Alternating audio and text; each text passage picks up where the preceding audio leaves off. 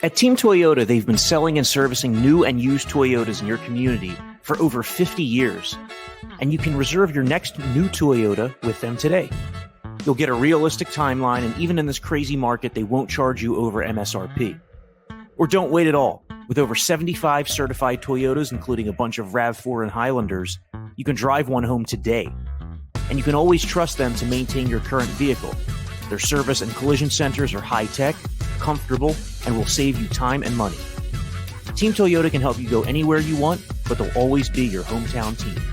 Just visit teamtoyota.net and choose from 3 locations in Langhorne, Glen Mills, or Princeton.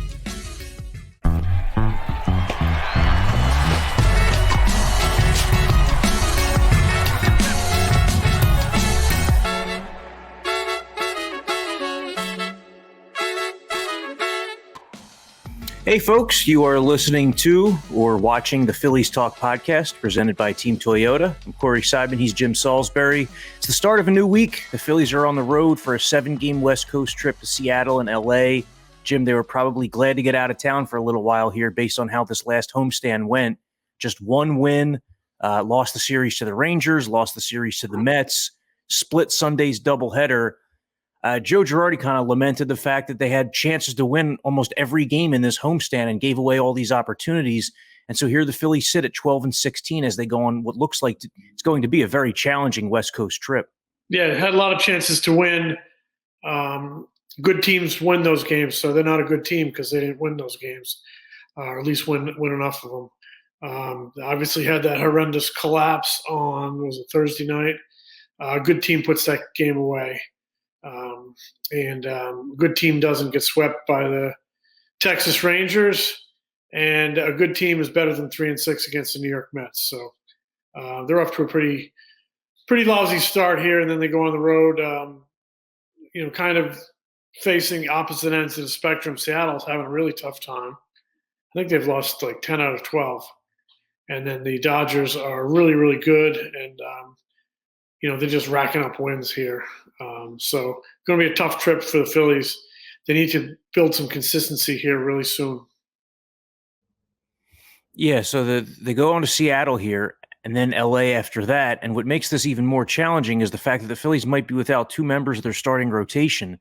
On Sunday, they placed both Zach Wheeler and Zach Eflin on the COVID-related injured list. And this kind of just highlights a point that we've been making, Jim, for months now, which is that this team does not have much rotation depth. On Sunday, in Game 2 of the doubleheader against the Mets, the Phillies used Christopher Sanchez as, I guess, in between like an opener and a starter. He wasn't fully stretched out. Joe Girardi saying that he hoped to get around 90 pitches combined out of Sanchez and Nick Nelson. But the Phillies just don't have many options, especially if they're without 2 guys in the rotation at the same time.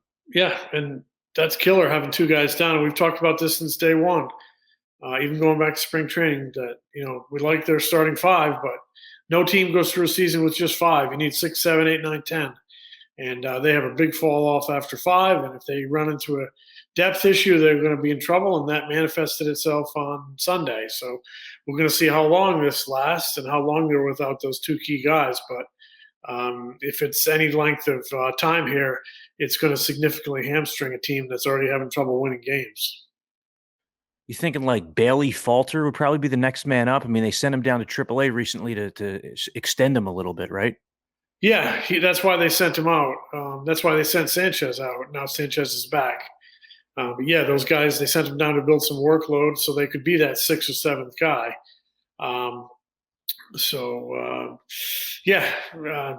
But there is a drop off.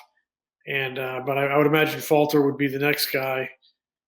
If they need someone, if they're not comfortable sticking with Christopher Sanchez, I guess we'll know more here in the short term on how those 2 guys, Eflin and Wheeler, are responding and how they're feeling. They did not travel, right?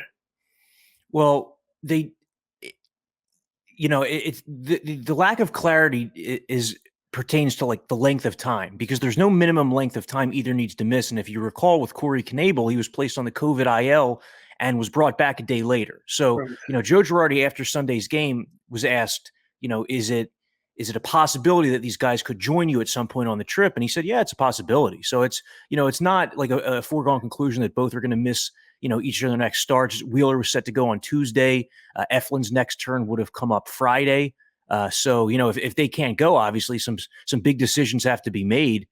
There just are not many starting pitcher options on the 40-man roster. There's Falter, James MacArthur, who's at Double-A, has started some games, but he has an ERA over 8. Jim, one of the moves the Phillies made on Sunday was calling up Francisco Morales, who's an exciting young pitcher who you wrote about recently. He has startlingly good numbers so far this season, 28 strikeouts in 16 innings, like a sub-1 ERA, sub-1 whip. But he's not necessarily like a household name yet among Phillies fans. What can you tell us about Francisco Morales? Well, he's not a household name because he hasn't pitched well throughout his professional career. I think he's 20, excuse me.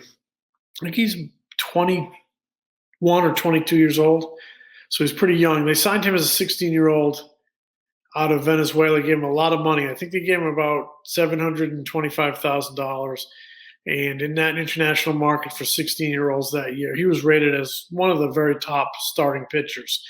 Really a big guy, like 6'5", 250, and just a big right-hander with a big power arm. He can touch 98, 99 with his fastball. He's got a wipeout slider. That's his best pitch. It's a dominating pitch. He, throughout his career, has fooled around with a changeup.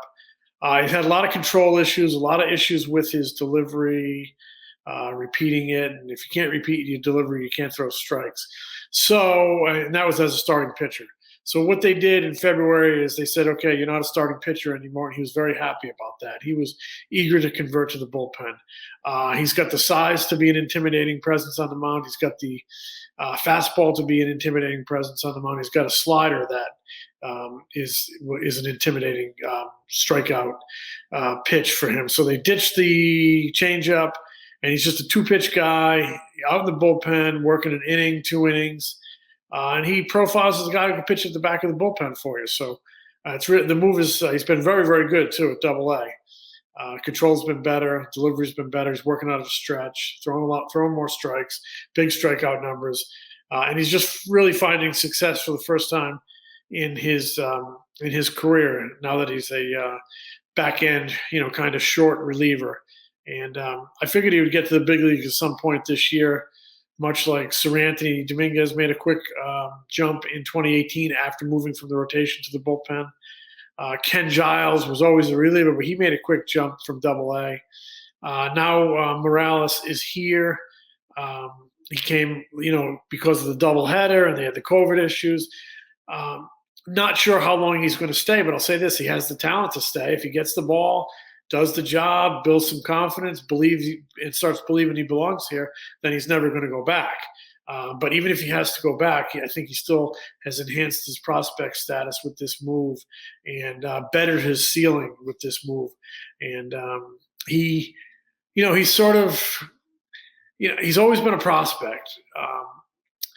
So I don't want to say he's like this accidental prospect, but this move to the bullpen has made him a different kind of prospect, and a prospect you can really believe in. And we know how important starting pitching is, but we also know how important bullpens are. So I don't think it diminishes him at all moving from the starting rotation to the bullpen. And, it's wherever you can make an impact at the big league level. And now it looks like this is where someday he's going to make an impact at the big league level. And it might be sooner than later. It might be this week. Yeah, I hope we get a chance to see him early this week in Seattle as the Phillies take on the Mariners. Jim, the Phillies are set to face just a really difficult stretch of starting pitching here. In Seattle, they're going to get Chris Flexen in game 1, who's like a Kyle Gibson-esque soft contact righty. They have Robbie Ray, they're the reigning Cy Young winner. They have Logan Gilbert, young right-hander, who's 4-0 with a 1.36 ERA. Then when they move on to Dodger Stadium, they get Kershaw, Buehler, and Urias. So it's not going to be easy for the Phillies this week. Gene Segura on Sunday, his comment was that, they faced Max Scherzer Sunday, they beat Max Scherzer Sunday, that set a tone that, that kind of inspired some confidence that they could have some success offensively out here on the road. But, they're 4 games under 500 as they go on this trip. Like if they come back 14-21 or worse, I mean, man, that's going to be, it's going to be pretty difficult to deal with. And I mean, what kind of trip do you think they need to have here coming off of this lousy homestand? Well, the West Coast trip is always a tough one.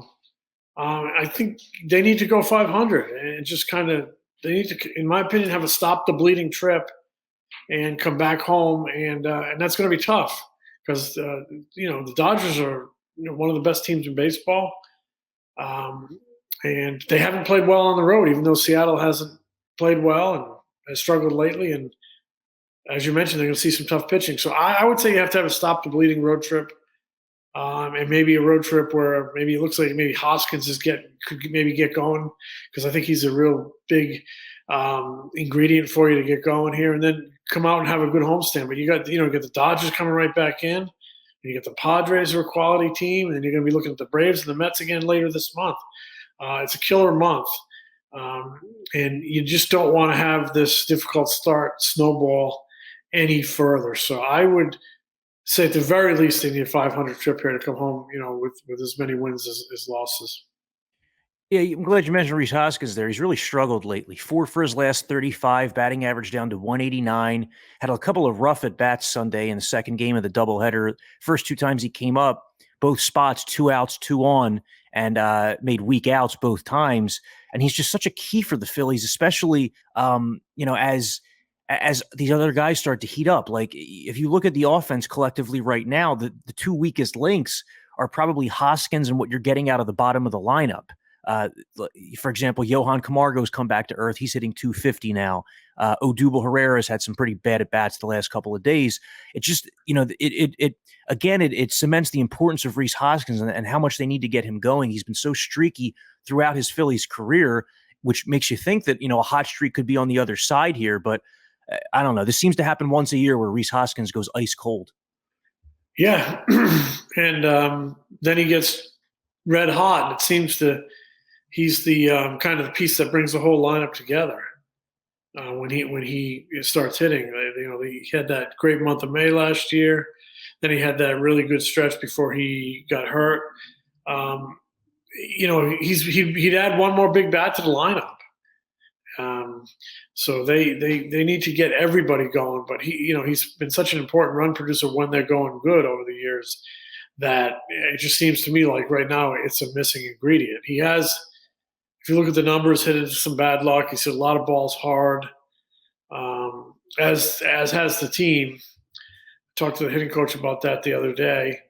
But you need to make things happen. And Rhys needs, to me, having watched, I've watched like the majority of his big league at bats. I've seen every minute of his career, and when he is going good, he hits the ball with authority in the middle of the diamond, especially from the second base bag over to the second base position, that little part of the field there. And he stays on pitches that are sort of middle away, and he doesn't get around them. And when he's not going well, he gets around those pitches and he yanks them foul without the authority that he would hit it to that, over the second base bag to the second base position. So I've also seen him get locked in on 1 or 2 good swings where he drives the ball the other way. And I'm not saying he should go up there looking to hit the ball the other way. I'm saying if the ball is pitched there on the outer half of the plate, that's when you drive the ball that way. Take what the pitcher's giving you and you make it work for you. And those are the pitches that I've seen him get locked in on when he hits the ball really hard, the pitch middle away. So maybe Monday night he gets one of those and leans on it, and it can lock him in a little bit, because they certainly could use him to lengthen that lineup and be the RBI guy that he really knows how to be.